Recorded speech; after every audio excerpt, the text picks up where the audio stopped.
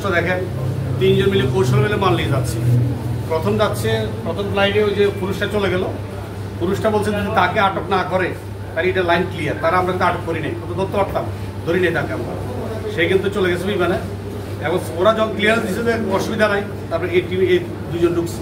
ওরা স্বামী স্ত্রী এবং শালী সহ তারা তিনজনে ঢাকাতে বিমানে যাবে। ইতিমধ্যে তার স্বামী অলরেডি বিমানে চলে গেছে প্রথম ট্রিপে।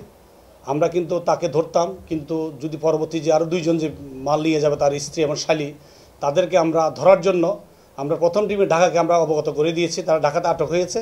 ইতিমধ্যে আমরা এখানে তাদেরকে জিজ্ঞাসাবাদ করি বিমানবন্দরে। জিজ্ঞাসাবাদ করা তারা অকপটে স্বীকার করেছে। তাও কনফার্ম হওয়ার জন্য আমরা তাদেরকে এক্সরে করে দেখলাম। তাদের পেটের ভিতরে মহিলা দুইজন, একটা হলো উম্মে জামিলা আর উম্মে হাবিবা, তাদের পেটে গিলে অবস্থায় পেটে ইয়াবা রয়েছে।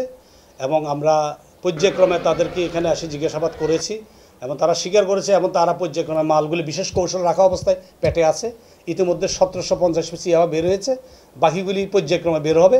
বের হওয়ার পর আমরা তাদের বিরুদ্ধে আইনের অনুযায়ী ব্যবস্থা নেব। ইতিমধ্যে আমরা দুজনকে আসামি করেছি এবং সহযোগী হিসাবে তার স্বামী যেহেতু এই ব্যবসার সাথে জড়িত, তাকেও আমরা সহযোগী হিসাবে তাকে আমরা আইনের আওতায় আমরা নিয়ে আসব এবং আমাদের মামলা কার্যক্রম অব্যাহত রয়েছে।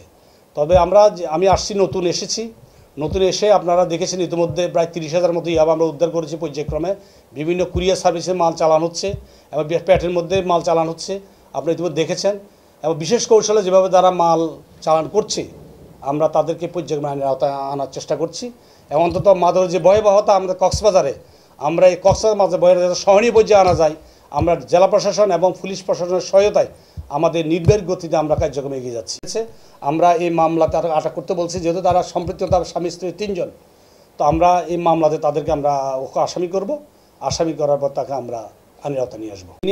আটক হয়েছেন উম্মে জামিলা, ওর হাজব্যান্ড হলো, আর ওর সাথে যে আছে তার শালী, তা অবিবাহিত একটা মেয়ে, সেও যাচ্ছে ফেটে করে মাল নিয়ে। ইতিমধ্যে আপনারা দেখেছেন, আপনারা তাদের বক্তব্য নিয়েছেন যে তারা অপকর্ম স্বীকার করেছে। তারা দুজন আপন বোন। ওরা ইয়া থেকে আসছে, ওই যে টেকনাফ নীলা থেকে তারা আসছে। ইতিমধ্যে তারা স্বীকার করেছে তারা অনেকবার এভাবে মাল বিশেষ কৌশলে তারা মাল ঢাকাতে পাচার করেছে। ঢাকাতে আমরা তাকে নিবিড়ভাবে জিজ্ঞাসাবাদ করবো, এর মালের গন্তব্যস্থল কোথায়, কার কাছে মাল নিয়ে যাচ্ছে, কারা তাদের সাথে মামলায় জড়িত। আমরা যখন আমরা তদন্ত করবো, তদন্ত অনেক কিছু বেরিয়ে আসবে।